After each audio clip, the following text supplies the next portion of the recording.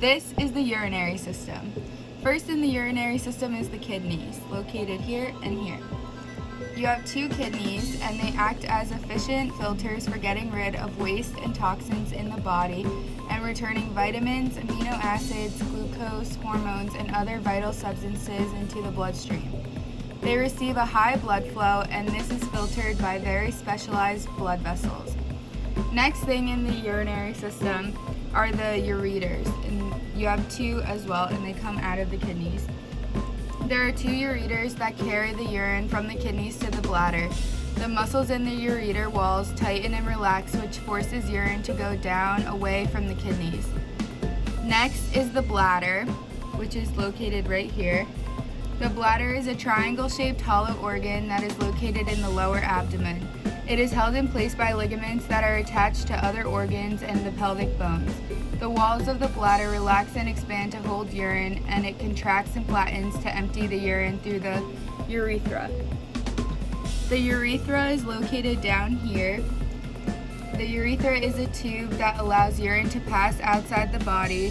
The brain sends signals which causes the bladder muscles to tighten, which squeezes urine out of the bladder.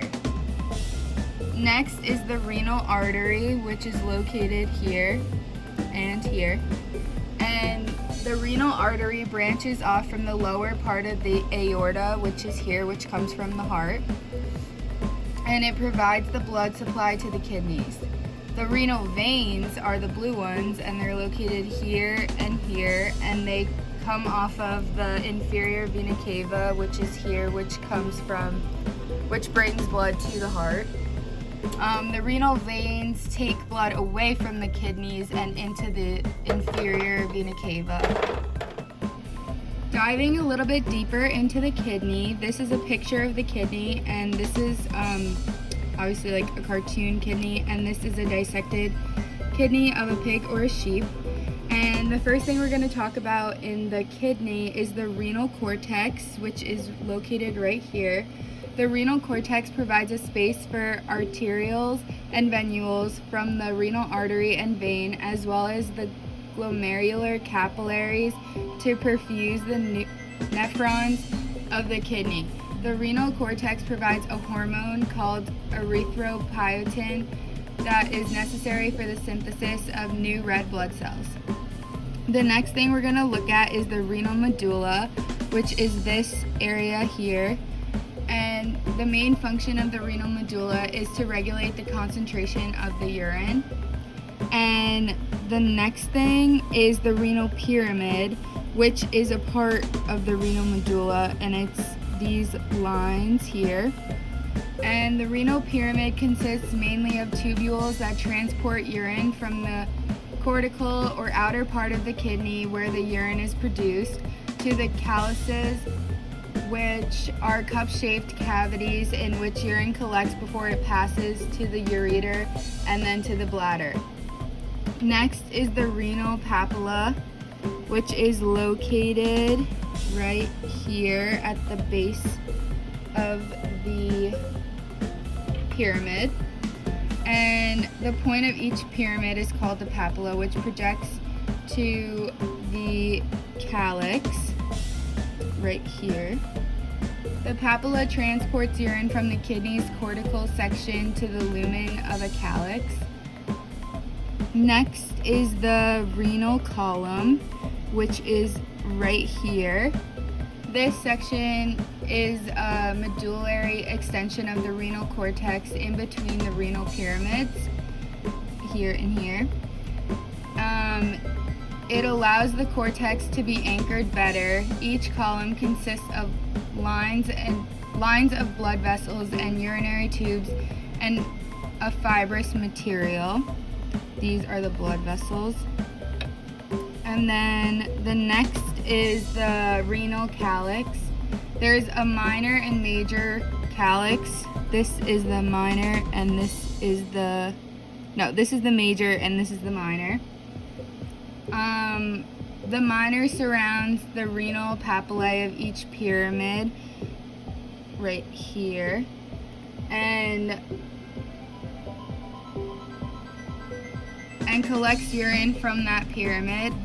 several minor calyces converge to form a major calyx, which would be here. So these come together to form a major calyx. From the major calyxes, the urine flows into the renal pelvis here. From there, it flows into the ureter. So the renal pelvis acts like a funnel that collects the urine, and it's produced by the urine that's produced by the kidney, and it leads into the ureter. Next thing we're looking at is a nephron. So in a nephron is the glomerulus, so each nephron in your kidney has a microscopic filter that is constantly filtering your blood, which is the glomerulus. Blood that is about to be filtered enters the glomerulus, which is a tuft of blood capillaries, so you can see all of the capillaries inside.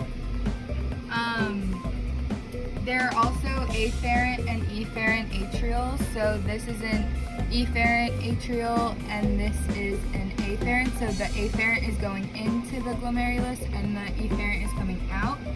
So afferent and efferent atrials are responsible for the supply of blood to the glomerulus of the kidney. The glomerulus functions by receiving the blood through an afferent arteriole, and the blood comes out through the efferent arteriole here. Next is the glomerular capsule, also known as Bowman's capsule.